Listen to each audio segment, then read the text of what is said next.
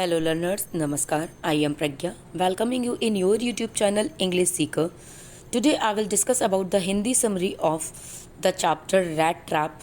The Rat Trap, that is the fourth chapter of the book Flamingo Class 12th. So let's see the Hindi summary. इस कहानी में एक rat trap peddler होता है, मतलब चूहेदानी को बेचने वाला एक इंसान होता है। वो घूम घूम कर तार की बनी हुई चूहेदानियों को बेचता है और वो भीख में मांगता है, मतलब भीख में उसे जो भी तार मिलते हैं उसे वो चूहेदानी बनाता है और चूहेदानी को वो बेचता है। लेकिन इससे इतने पैसे नहीं आ पाते हैं कि उसे पेट भर भोजन मिल पाए, तो अपने खुद को ज़िंदा रखने के लिए वो भीख मांगता है और जब भी उसे मौका मिलता है तो छोटी मोटी चोरियां भी कर लेता है। वो काफ़ी दुबला पतला, काफ़ी कमज़ोर है, उसने चिथड़े जैसे कपड़े पहन रखे हैं। उसका जीवन बहुत उदास है और बहुत लोनलीनेस वो फील करता है। उसकी लाइफ में कोई भी उसका साथी नहीं है। वो इसी तरीके से एक वॉन्डरर है जो एमलेसली इधर उधर घूमता रहता है। एक दिन घूमते घूमते उसको एक विचार आता है कि ये दुनिया जो है वो पूरी एक बड़ी सी चूहेदानी है और हर इंसान इसमें धन या प्रसन्नता या भोजन या कुछ और महंगी चीज़ों को पाने के लिए, मतलब एक वो ये सारी चीज़ें उसके लिए एक चूहेदानी में लगे हुए पनीर या सूअर के मांस की टुकड़े की तरह होती हैं और ये सारी चीज़ें उसे एक लालच में फंसाती हैं और उस लालच में आकर के इंसान इस चूहेदानी में फंसता चला जाता है। जो इंसान का स्टेटस इतना हाई होता है उसके लिए पनीर भी, मतलब उतनी बड़ी चीज़ उसके लिए पनीर का काम करती है। तो ऐसे ही सोच रहा होता है और इसी तरीके से सोचते सोचते एक शाम में मतलब काफ़ी शाम हो जाती है। सर्दी का दिन, सर्दी का टाइम था, ये 22 दिसंबर की शाम होती है। 22 दिसंबर की शाम को वो ऐसे ही घूमते घूमते एक झोपड़ी के दरवाजे पर पहुंचता है। वो झोपड़ी का दरवाज़ा खटखटाता है और वहाँ पर एक रात रुकने की परमिशन मांगता है। जो उस झोपड़ी का मालिक होता है वो एक वृद्ध व्यक्ति होता है। उसके घर में ना उसकी पत्नी होती है, उसके कोई बच्चा भी नहीं होता है, वो अकेला रहता है। इसलिए वो बहुत खुश हो जाता है ये देख करके कि कोई इसके साथ में रुकने के लिए आया है। वो उसके लिए दलिया बनाता है, उसे उसकी पाइप में निकोटीन तंबाकू भर करके देता है उसको हुक्का पीने के लिए, और अपनी पुरानी ताश की गड्डी निकाल करके वो उसके साथ में ताश का एक खेल भी खेलता है। बातों बातों में वो उसको बताता है कि अपने जवानी के दिनों में जब वो जवान था तो वो रामजो आयरन वर्क्स में काम किया करता था और उसके पास में कुछ खेती भी थी जिस पे वो खेती किसानी किया करता था। लेकिन अब वो इतना बूढ़ा हो गया है कि वो इस तरीके का कोई भी काम नहीं कर सकता है मेहनत वाला। इसलिए उसने एक गाय पाल रखी है। वो गाय के दूध को बेचता है, मतलब गाय से मक्खन बनाता है और उसको कारखाने में बेचता है, जिसकी वजह से उसको पैसे मिलते हैं और वही उसकी आजीविका का साधन है। वो पैसे भी दिखाता है कि पिछले महीने उसे जो भी प्रॉफिट हुआ था वो 30 क्रॉनर का हुआ था, मतलब 30 क्रॉनर रुपए उसने कमाए थे।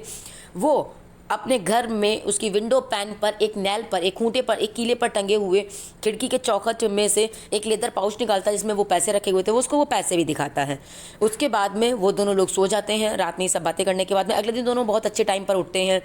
चूँकि जो घर का होस्ट था, मालिक था, उसको अपनी गाय को दूहने के लिए जाना था, इसलिए जो दूसरा व्यक्ति होता है वो भी उठ जाता है बेचारा शर्मिंदगी की वजह से, और दोनों लोग एक साथ ही घर छोड़ देते हैं। लेकिन आधे घंटे बाद में ये व्यक्ति फिर से वापस आता है और ये उस खिड़की का शीशा तोड़ करके उसके अंदर हाथ डालता है, उस लेदर पाउच को उतारता है, उसमें से वो पैसे निकालता है, वो जो 10 क्रॉनर नोट थे उनको निकालता है, अपनी जेब में ठूंसता है और उसके बाद में वो उस पाउच को बहुत सावधानी के साथ में वहीं पर वापस टांग देता है। पूरी चुस्ती और तंदुरुस्ती दिखाते हुए वो ये सोचता है, वो बहुत खुश भी था इन पैसों को पा करके, और वो सोचता है कि अगर मेन रास्ते से जाएंगे तो वो पकड़ा जा सकता है, इसलिए वो जंगल के रास्ते से जाने के बारे में सोचता है। लेकिन जंगल इतना बड़ा होता है कि वो जंगल में खो जाता है और जंगल के एक ही हिस्से में लगातार चक्कर काटता रहता है। इस तरीके से सुबह से शाम हो जाती है और वो जंगल के बाहर नहीं आ पाता है। अब दिसंबर का समय था, बहुत कड़ाके की सर्दी थी, मतलब उसने 22 दिसंबर को शरण ली थी, 23 दिसंबर का दिन आ चुका था। पूरे दिन 23 दिसंबर को वो जंगलों में घूमता रहा, उस जंगल में घूमता रहा, लेकिन उसे बाहर निकलने का कोई रास्ता नहीं मिला। शाम तक वो बहुत थक गया, सर्दी भी बहुत बढ़ रही थी, तो वो निराश होकर के ज़मीन पे लेट गया और उसे ऐसा लग रहा था कि उसकी मौत आ गई है, अब वो मरने वाला है, मतलब उसे उसके कर्मों का फल मिलने वाला है। और क्योंकि उसका मानना, मतलब वो फिलॉसफी उसने खुद पर भी सेट कर ली थी कि मतलब ये 30 क्रॉनर थे, इसके लालच में आकर के ये मेरे लिए इसने पनीर का काम किया और मैं इस चूहेदानी, मतलब इतने बड़े से जंगल में फंस चुका हूँ और मैं इससे बाहर नहीं निकल पाऊंगा। लेकिन जैसे ही वो नीचे ज़मीन पर लेटता है, उसे आपका हैमर का थंपिंग साउंड सुनाई पड़ता है, मतलब वो समझ जाता है कि जो रामजो आयरन वर्क्स है वो कहीं आसपास ही है, तो जिस साइड से आवाज़ आ रही थी वो उसी साइड में चल देता है।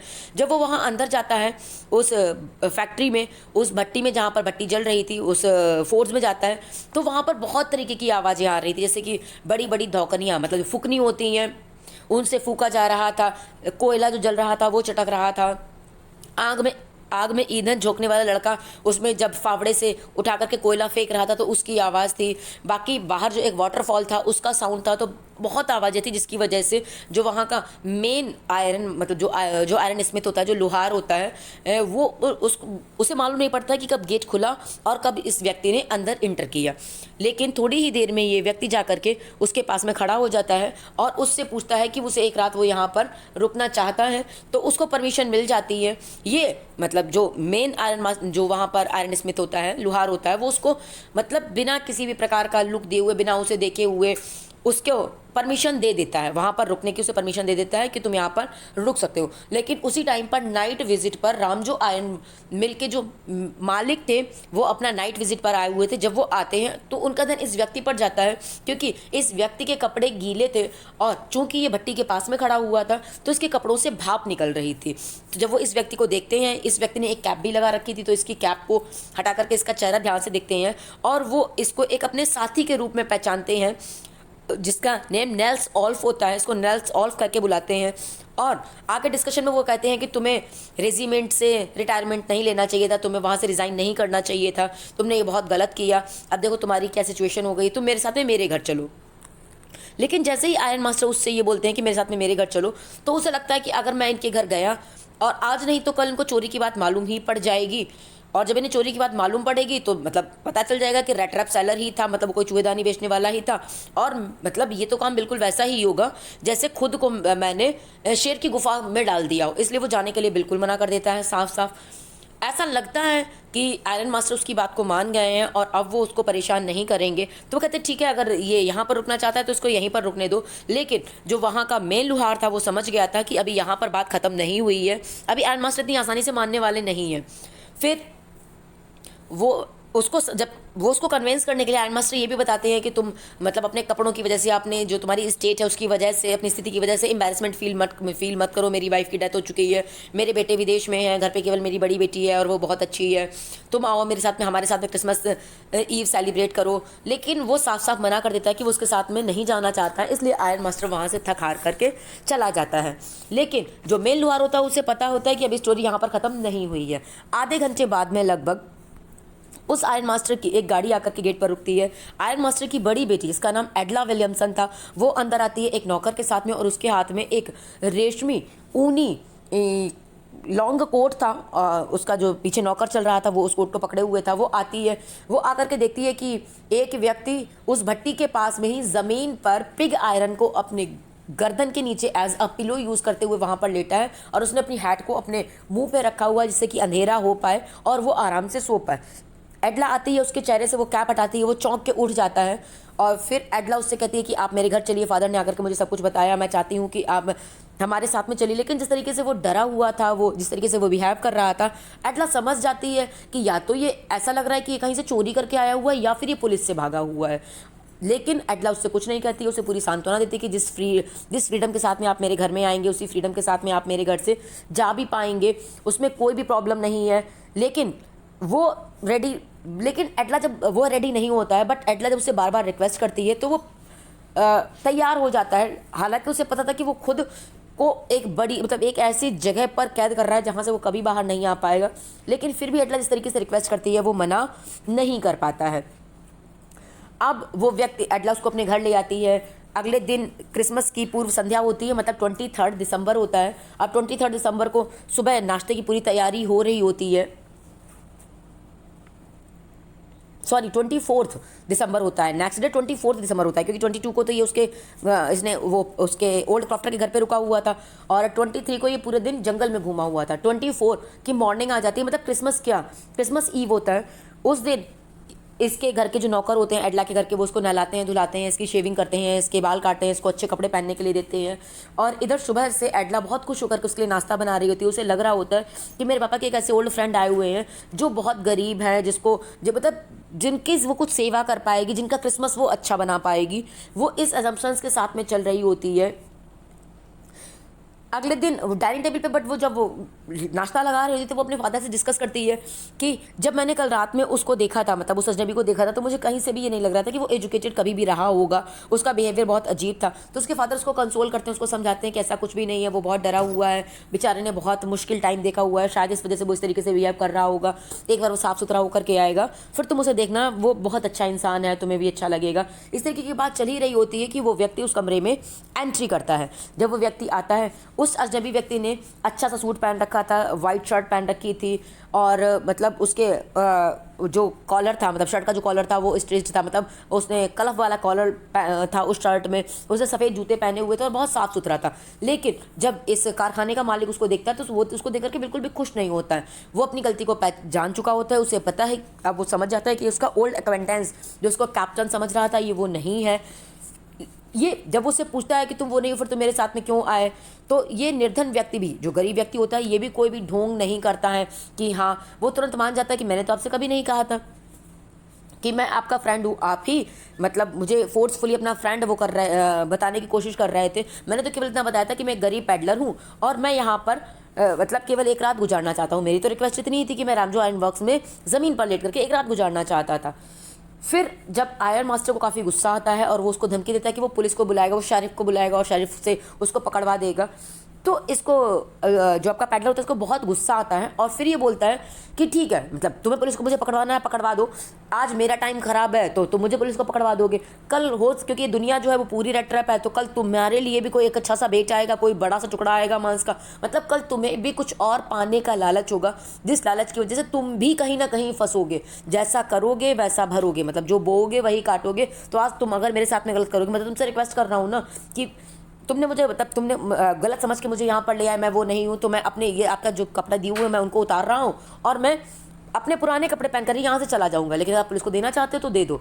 जब वो इस बात को बोलता है तो आयरन मास्टर इसकी इस बात को सुनकर के हंसता है और कहता है ठीक है, मैं शरीफ को नहीं बुलाऊंगा, लेकिन तुम यहाँ से तुरंत चले जाओ। और वो ऐसा कहकर दरवाज़ा खोलता है। लेकिन जब उसकी बेटी आती है और वो इस सारी चीज़ को सुनती है तो उसे काफ़ी बुरा लगता है। वो उस पैडलर का फेवर करती है और बोलती है कि अपने फादर से कि मतलब आप इसको फोर्सफुली यहाँ पर लेकर के आए थे, वो अपनी विश से नहीं आया था, आपने इससे प्रॉमिस किया था कि आप इसको क्रिसमस ईव फीस्ट देंगे, तो वो दावत तो कहीं पर नहीं। अब मतलब वो इतना गरीब है बेचारा, पूरे साल वो कहीं ना कहीं घूमता ही रहता है, उसके पास में एक मतलब कहीं पर भी कोई ऐसा घर नहीं है जहाँ पे वो एक सुकून की रात गुजार सके। तो हमें एटलीस्ट इंसानियत के नाते इसे क्रिसमस पर इसके साथ में खुशियाँ बांटनी चाहिए और इसको यहाँ पर एक दिन रुकने देना चाहिए। आयरन मास्टर अपनी बेटी को वार्न करता है कि देख लो, फिर ऐसा ना हो कि तुम्हें बाद में पछताना पड़े। लेकिन वो बेटी बोलती है ठीक है, कोई बात नहीं, जो भी होगा देखा जाएगा। वो उस व्यक्ति को लेकर के लाती है, टेबल पर बिठाती है, उसे वो ब्रेकफास्ट सर्व करती है, खाना वाना वो खाता है, उसके बाद में जाकर के फिर सो जाता है। फिर वो दोपहर में उठाती है, फिर खाना खाता है, फिर वो शाम में उठाती है। तब तक आपका क्रिसमस ट्री जो है वो मतलब कम्प्लीटली लीटेड हो चुका था, उसकी लाइट वाइट जल चुकी थी। उसके बाद में फिर वो लोग आपका जो क्रिसमस फिश वगैरह है वो खाते हैं, पॉरिज खाते हैं। और ऐसा करने के बाद में फिर वो रात में जाकर के जब वो खाना खा करके उठ रहा होता है उस टेबल से, तो वो सभी लोगों को थैंक यू बोलता है जो वहाँ पर होते हैं। तो बेटी उसकी वो एडला उसको ये बताती है पैडलर को कि आप ये सूट अपने पास में रख सकते हैं, आपको ये सूट वापस करने की ज़रूरत नहीं है, ये आपके लिए क्रिसमस गिफ्ट है। और ऐसा करके इस तरीके से जो क्रिसमस ईव है वो भी ख़त्म हो जाती है। और अगर आप नेक्स्ट टाइम क्रिसमस ईव हमारे साथ सेलिब्रेट करना चाहते हैं तो आप आ सकते हैं। ये सब बातें वो उसको कहती है। इन सारी बातों को सुन करके वो जो पैडलर होता है बहुत सरप्राइज होता है कि दुनिया में कोई इतना अच्छा कैसे हो सकता है। ये सब होने के बाद में वो रात में जाकर के फिर से सो जाता है। वो पूरे दिन सोता ही रहता है, फिर रात में जाकर भी सो जाता है। क्यों? शायद उसका रीज़न ये था कि उसको पता नहीं कितने सालों से वो चैन या सुकून की नींद सोया ही नहीं था, जहाँ पर कोई आकर के उसको इंटेरोगेट ना करे, इन्वेस्टिगेट ना करे, उससे कुछ क्वेश्चनिंग ना करे। तो उसको आज सालों बाद ऐसा घर मिला हुआ था जहाँ पर वो चैन की नींद सो पा रहा था। नेक्स्ट डे मॉर्निंग में आयरन मास्टर और उसकी बेटी अपने गेस्ट को डिस्टर्ब नहीं करते हैं और गेस्ट को डिस्टर्ब किए बिना वो लोग क्रिसमस सर्विस के लिए चर्च चले जाते हैं। जब वो चर्च जाते हैं तो चर्च में जाकर के उनको जो भी उस क्रॉफ्टर के साथ में हुआ, उस वृद्ध व्यक्ति के साथ में हुआ जिसके घर पे चोरी हुई, वो सब मालूम पड़ता है। तो ये भी मालूम पड़ता है कि एक रैट ट्रैप सेलर आया था जिसको उसने रात में अपने घर पे रोका था, तो जहाँ तक है चोरी उसी ने की है, वही चोर है। जब ये सारी बातें उन लोगों को पता चलती हैं तो वो बेटी भी बहुत ज़्यादा डिप्रेस हो जाती है, बहुत निराश हो जाती है, उसे भी बहुत बुरा लगता है कि उसने शायद किसी गलत इंसान पर ट्रस्ट कर लिया, उसकी अच्छाई का कोई फ़ायदा ना उठा ले। उसके फादर भी उसको काफ़ी डांटते हैं कि मैंने तुमसे कहा था तुम्हें ऐसा नहीं करना चाहिए। तो जब वो लोग चर्च से वापस आते हैं तो दरवाजे पर ही जो नौकर खड़ा होता है उससे जो आयरन मास्टर होते हैं वो पूछते हैं कि क्या हुआ, वो जो रेड ट्रैप सेलर है वो है या चला गया। तो नौकर उसको बताता है कि वो चला गया और आयरन मास्टर को ये डर था कि वो घर की सारी चांदी की चम्मचें और जो क्रॉकरी वगैरह है, जो सिल्वर है, वो सब चुरा के ले गया होगा। लेकिन उसका सर्वेंट उसको बताता है कि ऐसा कुछ भी नहीं है, वो अपने साथ में कुछ भी नहीं ले गया है, बल्कि वो एडला विलियमसन के लिए एक गिफ्ट पैकेट छोड़ गया है। एक पैकेट छोड़ गया है जो उसने बताया कि गिफ्ट है। एडला इस बात को सुनकर के बहुत खुश होती है, वो खुशी की वजह से चीखने लगती है।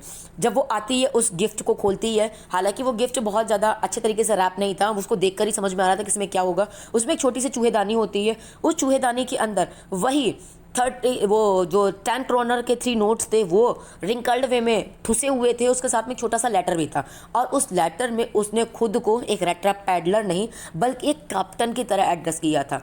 रेड ट्रैप पैडलर ने खुद को एक कैप्टन बताया था, मतलब कैप्टन के रूप में साइन किया था और उसमें लिखा था कि थैंक यू, और मतलब अगर तुम मुझे नहीं मिलती तो शायद मैं इस बड़ी सी दुनिया में, मतलब एक चूहेदानी में ऐसे ही फंसा रहता और मैं चाह कर भी इससे वापस नहीं निकल पाता, मैं इससे बाहर नहीं निकल पाता। लेकिन तुम्हारी अच्छाई ने मुझे सोचने पर मजबूर कर दिया। ये जो पैसे हैं ये मैंने उस ओल्ड क्रॉफ्टर के चुराए हैं, प्लीज़ उनको वापस कर देना। और ये छोटी सी चूहेदानी मेरी तरफ से तुम्हें गिफ्ट है, क्योंकि तुमने मुझे इस वर्ल्ड रूपी जो चूहेदानी है, मतलब ये संसार रूपी चूहेदानी है, उससे बाहर निकलने में मदद की है और तुमने मुझे एक अच्छा, एक साफ़ सुथरा इंसान बनाया। तुमने मुझे उतनी ताकत दी जिससे कि मैं अब उसको, मतलब एक ऐसा पावर रियलाइज़ करवाया कि मैं भी एक कैप्टन की ज़िंदगी जी सकता हूँ, मैं भी ईमानदारी वाली ज़िंदगी जी सकता हूँ।